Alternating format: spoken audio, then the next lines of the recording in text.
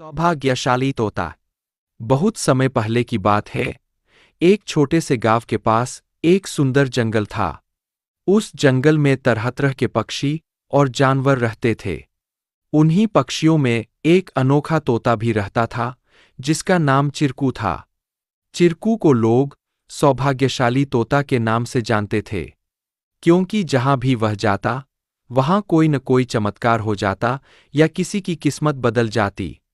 गांव के लोग मानते थे कि अगर चिरकू उनके घर आ जाए तो उनके जीवन में सुख और समृद्धि आ जाती है। चिरकू हमेशा खुश रहता और अपनी मधुर आवाज में गाने गाता। लोग उसे फल और अनाज खिलाते और उसकी भलाई की कामना करते थे। चिरकू भी गांव के लोगों से बहुत प्यार करता था और जहां भी जाता, खुशियां बांटता। एक दिन गांव में एक गरीब किसान, जिसका नाम रघु था, बहुत परेशान था। उसकी फसलें बर्बाद हो गई थीं और उसके पास खाने को भी कुछ नहीं था। वह दिन रात मेहनत करता, लेकिन किस्मत उसका साथ नहीं दे रही थी। एक दिन रघु ने गांव के लोगों से चिरकू के बारे में सुना और सोचा कि शायद यह सौभाग्यशाली तोता उसकी भी मदद कर सकता है। रघु ने तय किया कि वह चिरकू से मिलकर अपनी किस्मत बदलने की विनती करेगा। अगले दिन वह जंगल की ओर चल पड़ा और चिरकू को खोजने लगा। बहुत ढूंढने के बाद उसे चिरकू एक पेड़ की डाल पर बैठे हुए मिला। रघु ने बड़े ही आदर के साथ कहा।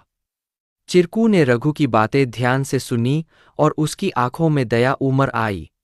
चिरकू ने अपनी चोंच में एक छोटी सी चमकती हुई पत्ती उठाई और रघु को देते हुए कहा, यह जादुई पत्ती है। इसे अपनी जेब में रख लो और जब तुम अपने खेत में काम करने जाओ तो यह पत्ती तुम्हारी किस्मत बदल देगी।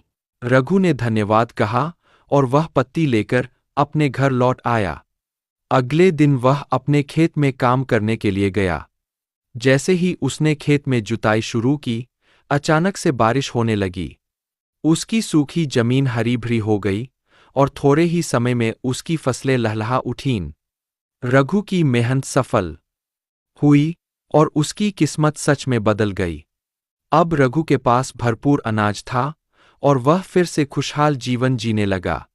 उसने गांव के लोगों को चिरकू की बुद्धिमानी और उसके द्वारा दी गई जादुई पत्ती के बारे में बताया। सभी लोग चिरकू की प्रशंसा करने लगे और उसे और भी अधिक प्यार देने लगे। लेकिन चिरकू ने रघु को एक बात कही थी।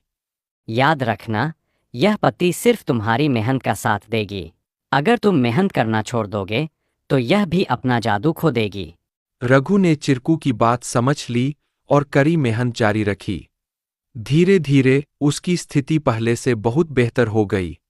वह गांव के सबसे सफल किसानों में से एक बन गया, लेकिन उसने कभी यह नहीं भूला कि उसकी सफलता में चिरकू और उसकी मेहनत का कितना बड़ा हाथ था। कहानी से सीख। इस कहानी से हमें यह सीख मिलती है कि किस्मत भी उन्हीं का साथ देती है जो खुद मेहनत करते हैं। सौभाग्य और अवसर तभी काम आते हैं जब हम अपने प्रयासों से उन्हें सही दिशा देते हैं।